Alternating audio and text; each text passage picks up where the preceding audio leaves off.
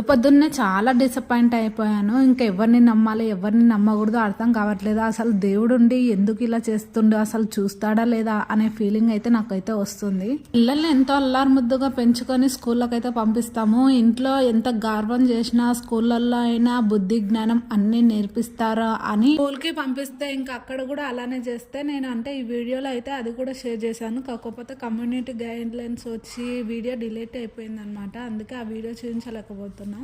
ఇవాళ ఏం చేయాలో ఇన్సిడెంట్స్ చూస్తే ఇంకా మనసంతా ఏదోలా అయింది. ఇంకా నిన్న నైటే ఇంకో న్యూస్ తెలిసిందనమాట. చిన్న పిల్లాడు షాప్ కు వెళ్ళి ఇంటికి వస్తుంటే ట్రాక్టర్ కింద పడి అక్కడికక్కడే చనిపోయాడంట. మా లడ్డు వాళ్ళ స్కూలే. ఇంకా మా లడ్డు గానికి కూడా ఈ రోజు అయితే స్కూలు లేదు. ఇంత చిన్న వయసులోనే ఆ బాబుకి అయితే 100 ఏళ్ళు నిండిపోయాయి అనమాట. ఇంకా ఎక్కడికి పంపాలో ఎక్కడికి పంపరాదో ఎలా ఉండాలో కూడా అర్థం కాని సిచ్యువేషన్. ఇంకా మనసేం బాగలేక ఇంకా ఈవినింగ్ అయితే నైవేద్యం పెట్టేసి లాంగ్ వీడియో కూడా షేర్ చేస్తాను ఉంటాను.